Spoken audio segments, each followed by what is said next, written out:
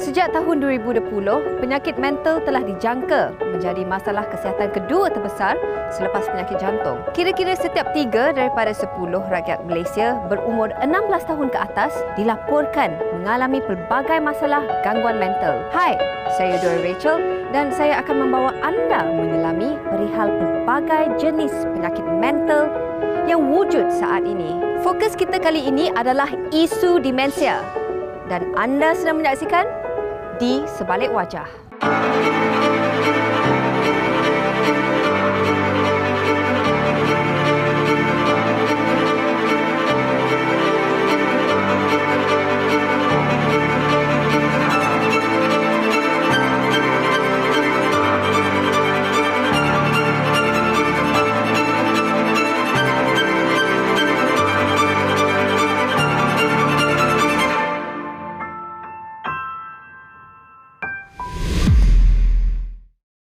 Demensia bukan satu jenis penyakit. Sebaliknya, ia merupakan terma luas yang menggambarkan kehilangan atau kemerosotan daya pemikiran, ingatan, pertimbangan logik dan lain-lain keupayaan mental. Semua ketidakupayaan kognitif di bawah terma demensia tercetus akibat perubahan abnormal pada otak. Demensia boleh mempengaruhi tingkah laku, perasaan dan perhubungan sehingga menjejaskan fungsi kehidupan seseorang.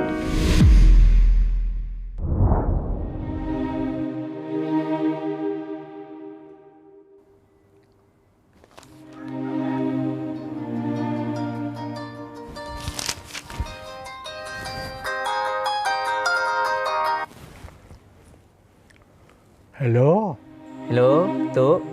Oh, Adam. Atuk dengan nenek ada dekat rumah tak petang ni? Ya, ada. Kalau ada, insyaAllah petang ni Adam nak kenalkan Atuk dengan nenek dengan Tuan Adam. Baik.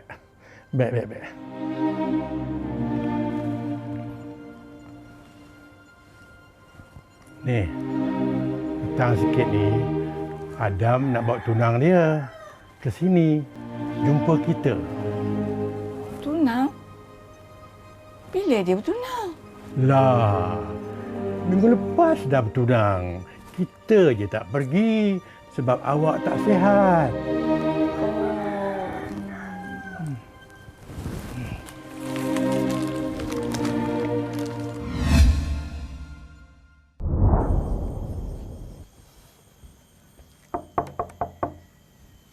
Assalamualaikum, Nek. Assalamualaikum, Nenek. Assalamualaikum, Nek. Waalaikumsalam. Ni Adam lah, Nek. Adam, cucu Nenek. Oh ya. Masuk. Mari. Nek, Adam nak kenalkan tunang Adam, Rina. Ni apa khabar? Ya. Ni Rina ya? Cantik tunang Adam. Atuk mana, Atuk? Atuk tidur kat dalam bilik. Nanti nenek kejutkan. Lepas buat air nanti ya. Boleh. Korang duduk. Duduk. Okey, Nek.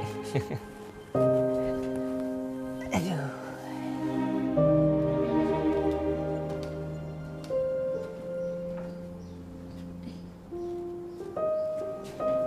Buat apa ni? Awak duduk sekejap. Sini kita tandas.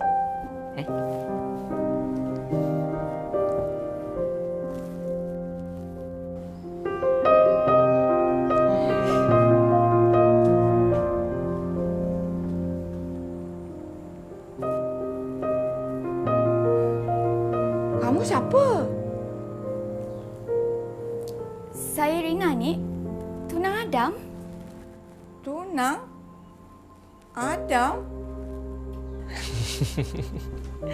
Nek, ni kan Adam. Yang ni pula tunang Adam, Rina. Oh, ya. Rina kan? Cantik tunang Adam. Atuk. Korang jangan ambil hati sangat. Nenek tu kejap ingat, kejap lupa. Atuk dah biasa. Tapi kalau orang tak tahu tu, pening kepala dia buatnya. Baik, Datuk.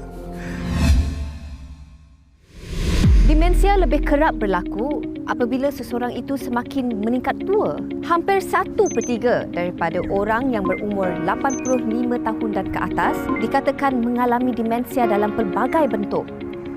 Tetapi perlu diketahui bahawa demensia bukan sebahagian daripada proses normal penuaan. Ramai orang yang hidup melepasi usia 90-an tidak menunjukkan sebarang tanda atau simptom demensia.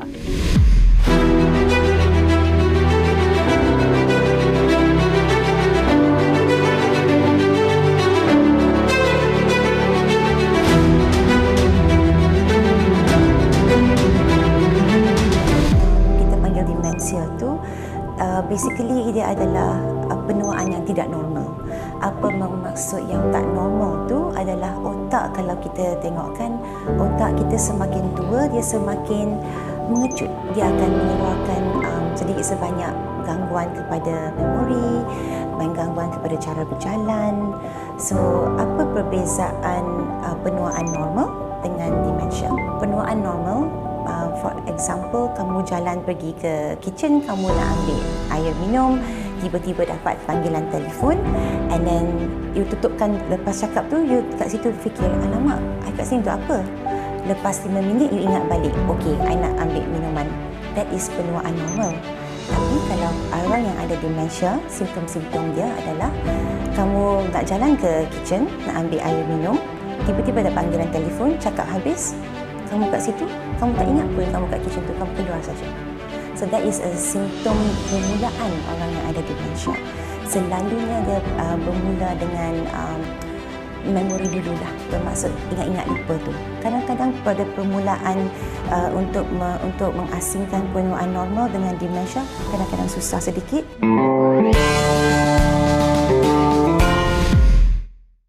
Demensia bukan kondisi kekeliruan sementara yang mungkin berlaku akibat sesuatu jangkitan atau kesan sampingan ubat-ubatan dan seterusnya boleh pulih tanpa rawatan. Demensia kebiasaannya terus bertambah buruk dalam perjalanan masa. Pada peringkat awal, impak simptom demensia kelihatan ringan. Tetapi lama-kelamaan ia menjadi semakin kritikal sehingga seseorang itu terpaksa bergantung sepenuhnya kepada orang lain untuk aktiviti hidup harian.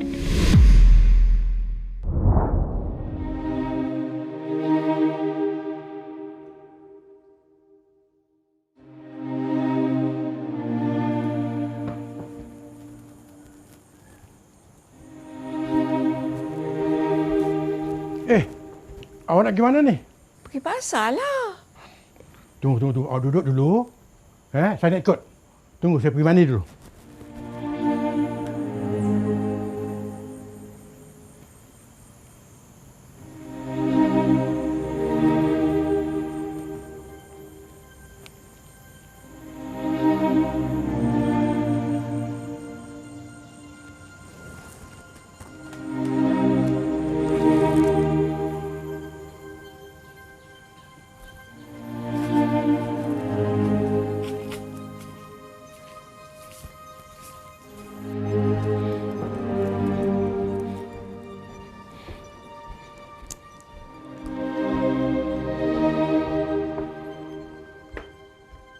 Allah, dia buat hal lagi.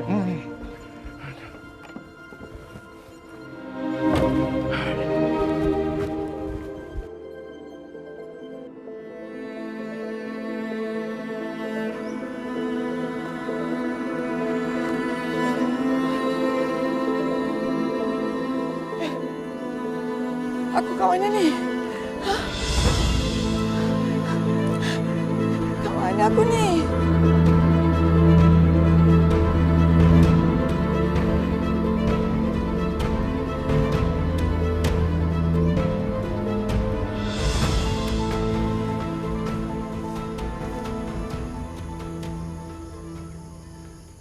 Kenapa awak tinggalkan saya?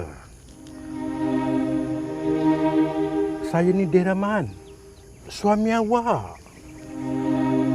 Dah 40 tahun kita hidup bersama. Awak tak ingat ke?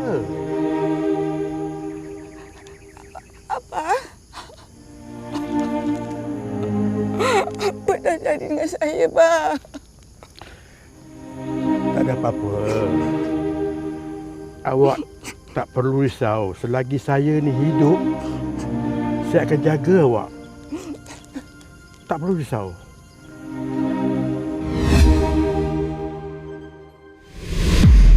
Simptom demensia berbeza-beza bergantung kepada penyebabnya. Di antara tanda dan simptom kebiasaan merangkumi perubahan kognitif seperti hilang ingatan atau memori jangka pendek, kesukaran berkomunikasi atau merangka perkataan, kesukaran dalam keupayaan visual dan ruang seperti sesat atau hilang arah, kesukaran melakukan tugasan kompleks, kesukaran dalam perancangan dan pengurusan, kesukaran koordinasi dan pergerakan, dan kekeliruan atau disorientasi. Dari segi psikologi, simptom demensia berupa perubahan personaliti, depresi, paranoia, dan halusinasi.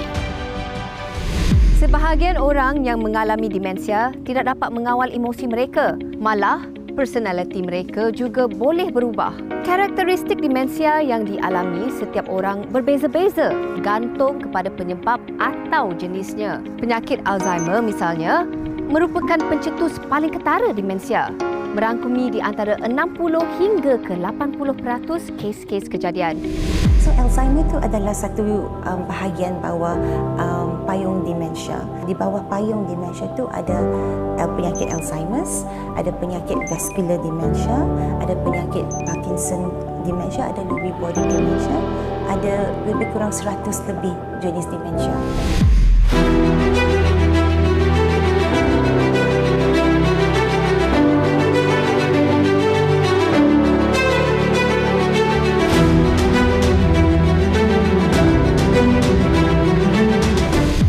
Alzheimer ialah di bawah lingkungan penyakit yang tak boleh dipulihkan. Mereka jenis penyakit yang progresif, degeneratif. Risiko untuk dapat penyakit Alzheimer biasanya selepas umur 65 tahun.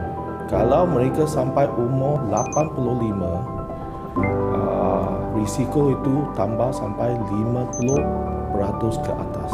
Jadi bermaksud semakin tua mereka, semakin tinggi risiko untuk dapat. Tetapi ada banyak jenis demensia di mana macam penyakit Parkinson. Penyakit Parkinson boleh berlaku pada umur yang lebih muda. Terdapat beberapa jenis demensia progresif, antaranya seperti penyakit Alzheimer, demensia vaskular, demensia jasad Lewy, dan demensia frontotemporal. Gangguan atau penyakit lain yang dikaitkan dengan demensia termasuk penyakit Huntington, penyakit Parkinson, dan kecederaan traumatik otak. Selalunya pesakit yang didiagnoskan sebagai Parkinson, dia ada risiko untuk develop dementia. Bermaksud kalau sekarang ni kamu ada masalah susah nak jalan, kemungkinan pakar perubatan akan kata okey kamu ada Parkinson. Tapi selepas beberapa tahun, masalah memori atau ingatan akan datang dan ini kamu akan didiagnoskan sebagai Parkinson-related dementia. Dia sama juga macam traumatic brain injury, TBI. Kalau ada pesakit yang dapat aksiden, motor vehicle accident, kecederaan otak, pernah buat pembedahan pada umur 20-an, mereka recover. Pada umur 30-an atau 40-an, mereka ada risiko untuk dapat dementia because of traumatic brain injury. Kalaulah dia disebabkan oleh stroke, bermaksud vascular dementia, yang stroke tu terkena dekat bahagian frontal lobe dia punya otak tu, bermaksud dia akan jadi masalah tingkah laku. Yang jasad Lewy atau Lewy body dementia ni selalunya dia tiba-tiba ada halusinasi, bermaksud dia terus akan nampak benda yang tak ada kat situ. Dia boleh balik kepada zaman yang sedia 20-an, 30-an.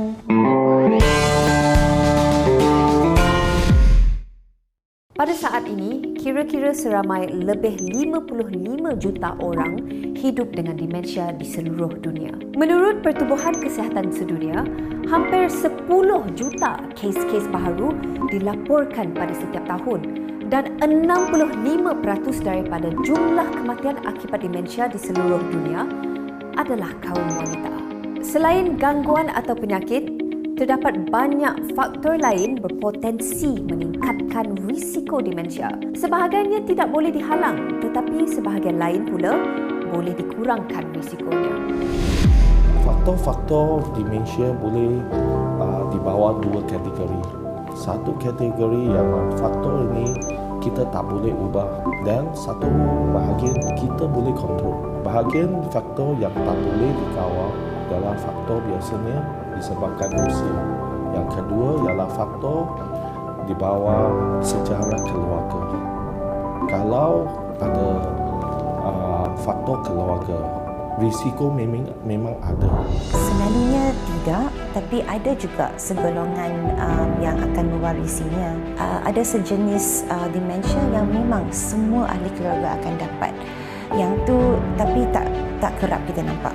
Bagaimana pula dengan faktor risiko yang kita boleh kawal? Ada banyak. So macam I cerita tadi, ada vascular dementia yang disebabkan oleh stroke. Jadi kalau kita boleh hidup gaya hidup yang sihat, bermaksud kita kawal kita punya darah tinggi, jangan terlalu tinggi sampai kita dapat stroke. Kawal kita punya pemakanan, jangan terlalu manis. Jadi kita tak akan dapat diabetes. Kenapa diabetes? Because diabetes akan mengakibatkan arteri kita tersumbat, arteri kita mengecil, so kekurangan oksigen ke otak. So bila kekurangan oksigen atau blood flow ke otak, then akan risiko ke demensia. Meminum arak, because ada risiko dapat alkoholik demensia, pemakanan yang seimbang, exercise, because bila kita exercise bersenam, increase oxygen level ke otak, and then otak kita lebih bertenaga.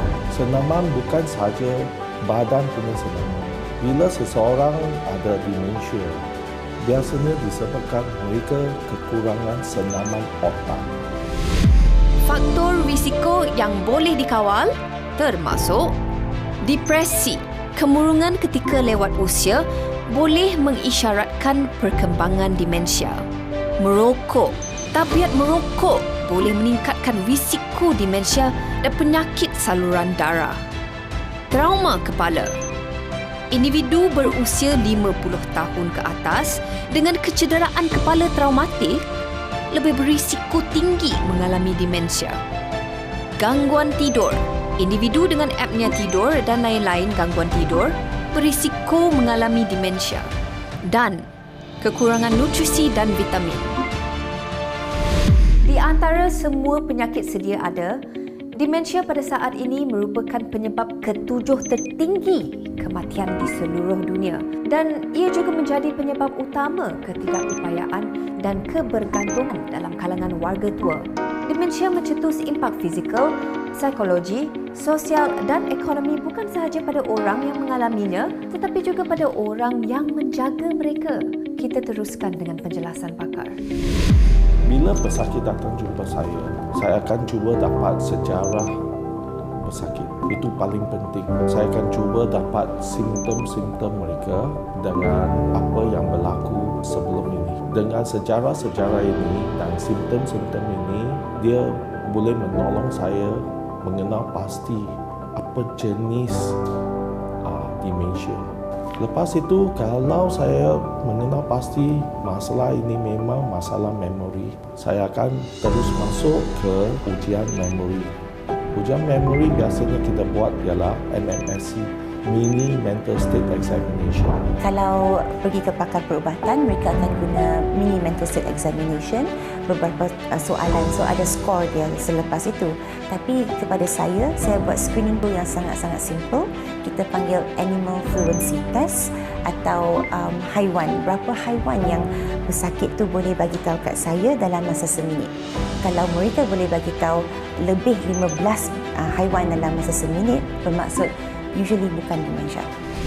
Kesedaran serta kefahaman mengenai demensia masih lagi kurang dalam kalangan masyarakat kita. Keadaan ini mencetus stigmatisasi serta menjadi penghalang kepada diagnosis dan seterusnya rawatan efektif. Walaupun kebanyakan jenis-jenis demensia tidak dapat disembuhkan sepenuhnya, tetapi simptom-simptomnya boleh dikawal dan dikurangkan dengan rawatan. Rawatan boleh dibahagi kepada dua jenis. Satu jenis ialah rawatan secara guna ubat-ubatan. Dan yang jenis yang kedua yang lagi penting ialah rawatan macam mana mengatasi masalah perubahan kelakuan atau masalah perangai. Kita tengok gaya hidup mereka, apa yang kita boleh ubah. Kita akan setkan a routine untuk mereka. Kalau pesakit ada demensia tu, selalunya mereka feel very confused. So kalau kita mulakan rutin tiap-tiap hari yang sama, bermaksud bangun pagi waktu yang sama, makan waktu yang sama, mereka akan rasa lagi confident. Demensia is selalunya otaknya globally akan shrink, semakin mengejut. So dia akan affect fungsi motor, bermaksud pergerakan tangan, kaki, semua akan affected. So dekat sini apa yang kita buat group therapy untuk kita bahagikan kepada interest mereka, kesukaan mereka. Rawatan yang paling penting ialah rawatan macam mana keluarga boleh hidup dengan pesakit-pesakit demensia. Kalau firstly dapat diagnosis dementia, accept that it's normal, it's okay, and then get support dengan family members. If we normalise it daripada sekarang, lagi banyak support akan datang. Sejujurnya di Malaysia, kesedaran itu sangat-sangat rendah lagi. Banyak stigma masih bersangkut dengan demensia di sini. Banyak lagi yang patut kita buat untuk bagi tahu masyarakat pasal demensia ini. Penyakit mental boleh berlaku kepada sesiapa sahaja tanpa mengira usia, jantina atau status kehidupan. Kita perlu meningkatkan kesedaran diri dengan pengetahuan dan seterusnya menyiki stigma serta diskriminasi yang masih wujud perihal penyakit mental. Saya Dora Rachel, hos anda dalam Di Sebalik Wajah.